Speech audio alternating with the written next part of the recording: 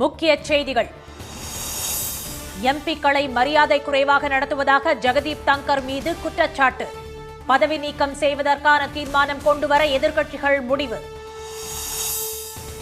ஆடை சுதந்திரத்தில் கல்லூரி நிர்வாகம் தலையிட முடியாது என உச்சநீதிமன்றம் தீர்ப்பு. ஹிஜாபுக்கு விதித்தது போல் திலகம் பொட்டுக்கு தடை விதிக்காதது ஏன் என கேள்வி. வினேஷ் போகத் தாக்கல் செய்த மேல்முறையீட்டு மனு மீதான விசாரணை நிறைவு. நல்ல முடிவு எட்டப்படும் என்று இந்திய ஒலிம்பிக் சங்கம் நம்பிக்கை. ரஷ்யாவுக்குள் ஊடுருவி கர்ஸ்க் நகரை கைப்பற்றிய உக்ரைன். பதிலடிக்கு பயந்து எல்லையோர கிராமங்களை காலி செய்யும் மக்கள்.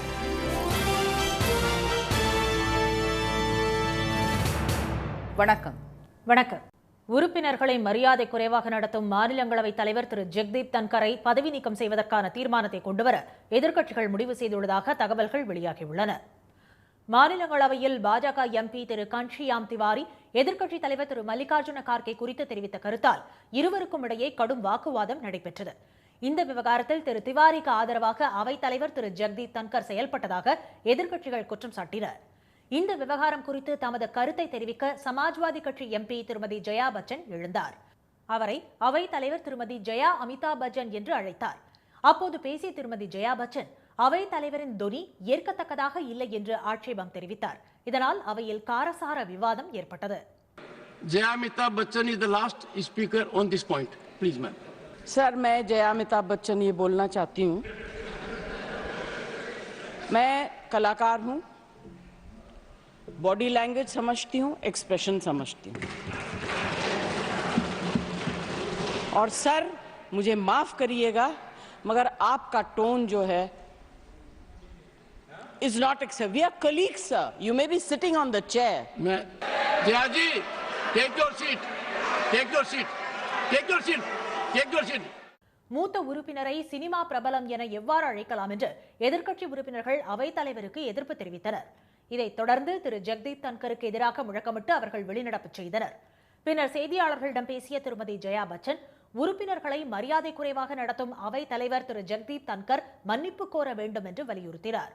உறுப்பினர்களை அவைத் தலைவர் மரியாதை குறைவாக பேசுவதாகவும் பயன்படுத்தும் வார்த்தைகளும் பேசும் விதமும் ஏற்க முடியாத வகையில் உள்ளதாகவும் அவர் குற்றம் சாட்டினார்.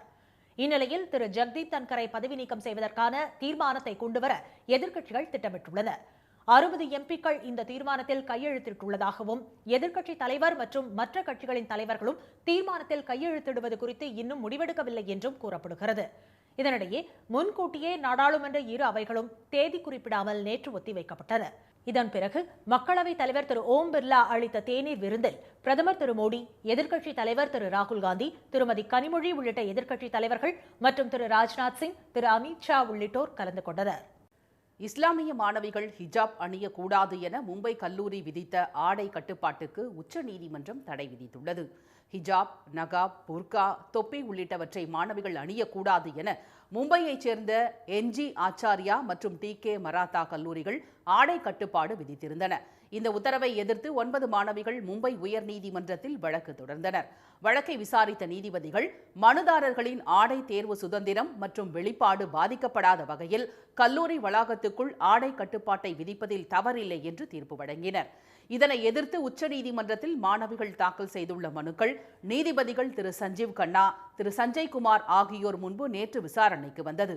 அப்போது ஹிஜாப், நகாப், புர்கா உள்ளிட்டவற்றை கல்லூரி வளாகத்துக்குள் அணியக்கூடாது என கல்லூரி நிர்வாகம் பிறப்பித்துள்ள உத்தரவு அரசியலமைப்பு வழங்கியுள்ள அடிப்படை உரிமையை மீறும் செயல் என மனுதாரர்கள் தரப்பு வழக்கறிஞர்கள் வாதிட்டனர். கல்லூரி நிர்வாகத்தின் ஆடை கட்டுப்பாட்டு முடிவு தவறானது என்பதால் அதனை ரத்து செய்து உத்தரவிட வேண்டும் என்றும் அவர்கள் வலியுறுத்தினர். இதற்கு எதிர்ப்பு தெரிவித்த கல்லூரி தரப்பு வழக்கறிஞர் மாதீவ் திவான், ஹிஜாப் அணிய அனுமதி அளித்தால் மற்றொரு தரப்பினர் தங்கள் மதத்தை பிரதிநிதித்துவப்படுத்தும் வகையில் காவி துண்டுகள், காவி ஷால்கள் அணிந்து வருவார்கள் என கூறினார். இருதரப்பு வாதங்களையும் கேட்ட நீதிபதிகள் மாணவிகளுக்கு ஆடை கட்டுப்பாடுகளை விதிக்கும் கல்லூரி நிர்வாகத்தின் உத்தரவுக்கு தடை விதித்து இடைக்கால உத்தரவிட்டனர். தாங்கள் என்ன உடை அணிய வேண்டும் என்பதை முடிவு செய்ய மாணவிகளுக்கு ஆடை தேர்வு சுதந்திரம் இருக்க வேண்டும் என்றும் கல்லூரி நிர்வாகம் அதற்கு தடை விதிக்க முடியாது என்றும் நீதிபதிகள் தெரிவித்தனர். ஒரு நபரின் மத அடையாளம் அவரது பெயரிலேயே தெரியும் என்றும் அவர் அணியும் ஆடையில் அல்ல என்றும் கல்லூரி நிர்வாகத்திற்கு நீதிபதிகள் கண்டனம் தெரிவித்தனர். ஹிஜாப் உள்ளிட்ட ஆடைகளுக்கு தடை விதிக்கும் கல்லூரி நிர்வாகம் திலகம் மற்றும் நெற்றி பொட்டுக்கு மட்டும் ஏன் தடை விதிக்கவில்லை என நீதிபதிகள் கேள்வி எழுப்பினர்.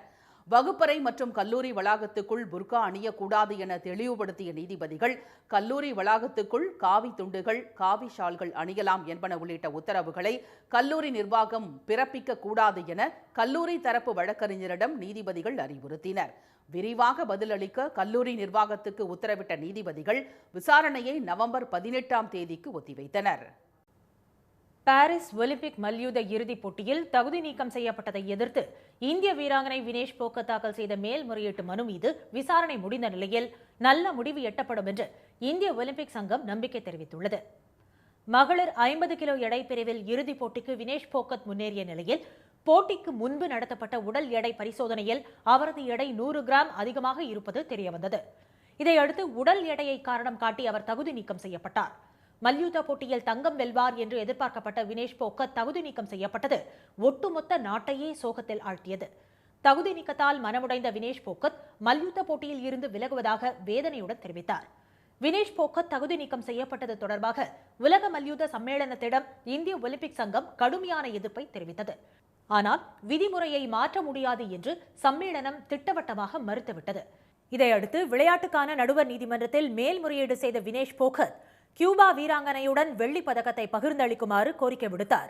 இந்த மனுவை நடுவர் நீதிமன்றம் ஏற்றுக்கொண்ட நிலையில் பாரிஸில் அமைக்கப்பட்டுள்ள தற்காலிக நீதிமன்றத்தில் நடுவர் டாக்டர் அனபெல் பெனட் தலைமையில் நேற்று விசாரணை நடைபெற்றது. இந்திய ஒலிம்பிக் சங்கம் மற்றும் வினேஷ் போகத் சார்பில் முன்னாள் சொலிசிட்டர் ஜெனரல் திரு ஹரீஷ் சால்வே மற்றும் திரு விதுஷ்பாட் சிங்கானியா ஆகியோர் ஆஜராகினர். 3 மணி நேரம் நடைபெற்ற விசாரணையின் போது போட்டி நடைபெறும் மைதானத்திற்கும் வீரர்கள் தங்கியிருக்கும் இடத்திற்கும் இடையே அதிக தொலைவு உள்ளதாக போகத் தரப்பில் தெரிவிக்கப்பட்டது.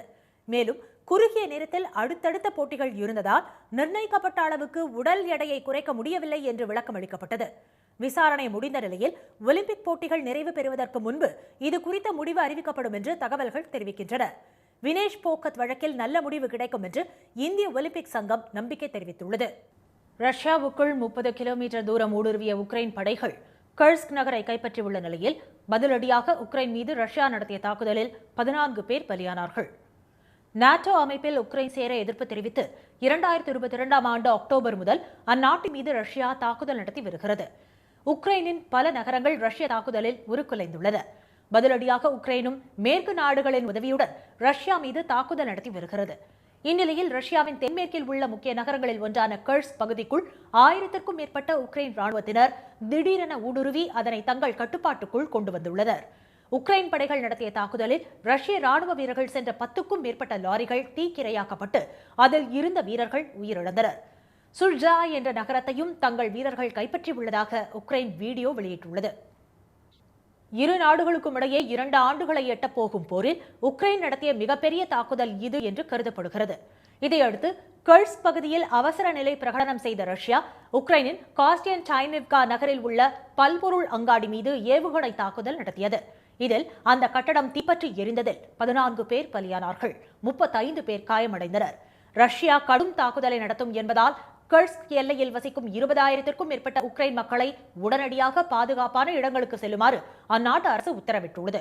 இதையடுத்து கையில் கிடைத்த உடைமைகளை எடுத்துக்கொண்டு மக்கள் வெளியேறி வருகின்றனர். வயநாட்டில் நிலச்சரிவில் சிக்கி காணாமல் போன 100க்கும் மேற்பட்டோரை தேடும் பணியில் மீட்பு படையினருடன் பேரிடரின் போது உயிர் தப்பிய உறவினர்கள் 190 பேரும் கைகோர்த்துள்ளனர். கேரளாவில் கனமழை கொட்டியதால் கடந்த 30ஆம் தேதி அதிகாலை ஏற்பட்ட பயங்கர நிலச்சரிவு மற்றும் காட்டாற்று வெள்ளம் காரணமாக முண்டக்கை, சூரல்மலை, மேப்பாடி ஆகிய பகுதிகள் முற்றிலும் சேதமடைந்தன. நூற்றுக்கணக்கான கட்டடங்கள் மண்ணுக்குள் புதைந்தன. இந்த கோர சம்பவத்தில் உயிரிழந்தோர் எண்ணிக்கை 420ஆக அதிகரித்துள்ளது.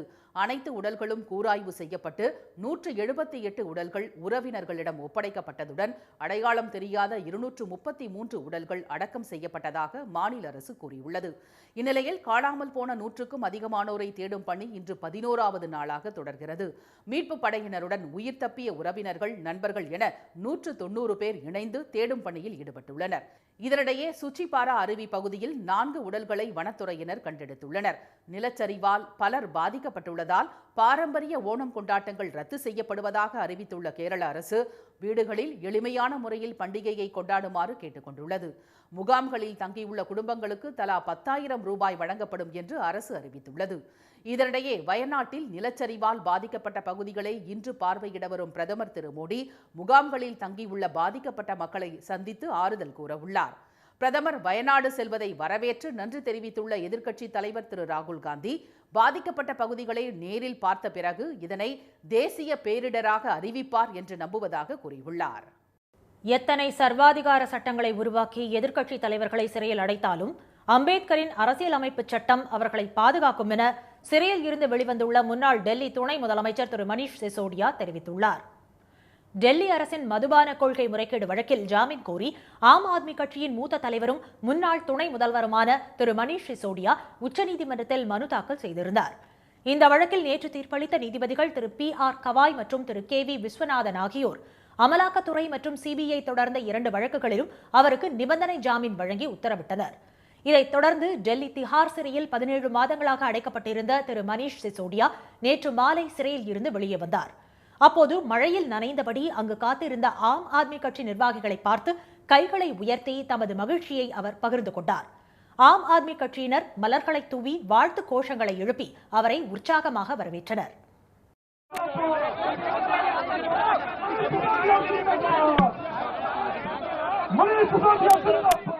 பின்னர் அங்கு கூடியிருந்தவர்கள் மத்தியில் பேசிய திரு மணீஷ் சிசோடியா, உங்கள் அன்பு, கடவுளின் ஆசீர்வாதம் மற்றும் சத்தியத்தின் வலிமையால் தாம் சிறையில் இருந்து வெளியே வந்திருப்பதாக கூறினார்.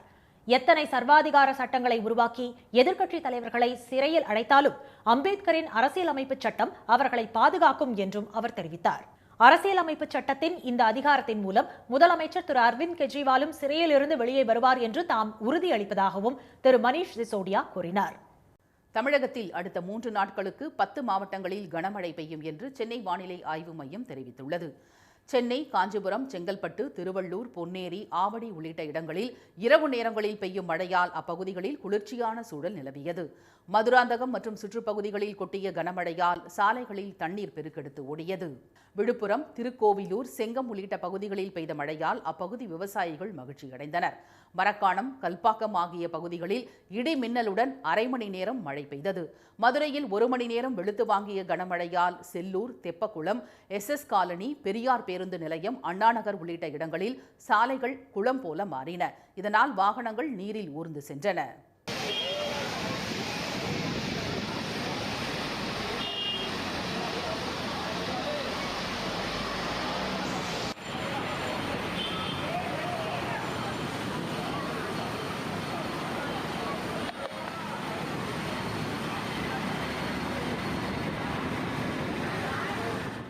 மேலூர், திருப்பரங்குன்றம், நாகமலை, புதுக்கோட்டை உள்ளிட்ட பகுதிகளில் 2 மணி நேரம் வெளுத்து வாங்கிய மழையால் தாழ்வான இடங்களில் தண்ணீர் தேங்கியது.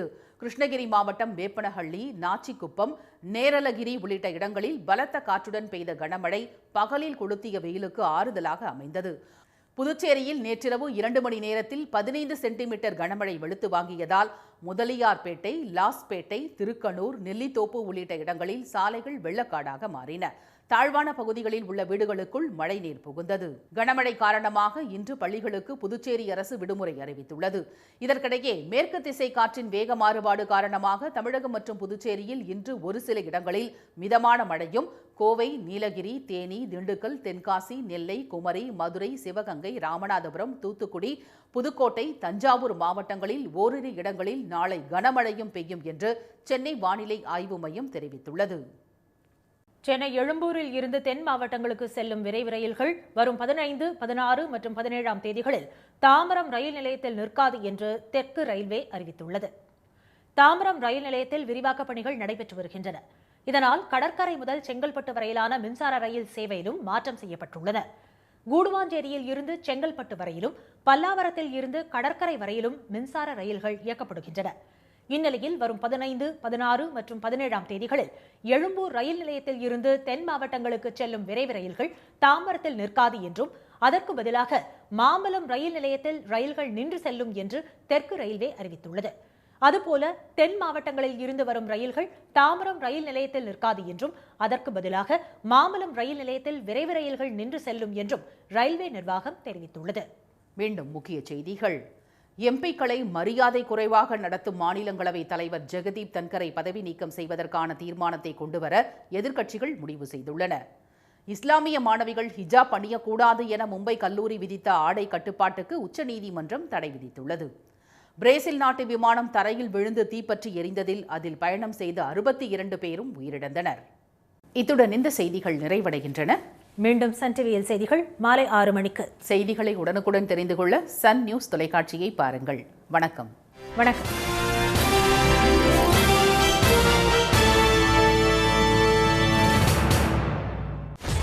சன் நியூஸ் வாட்ஸ்அப் சேனலை ஃபாலோ செய்யுங்கள்.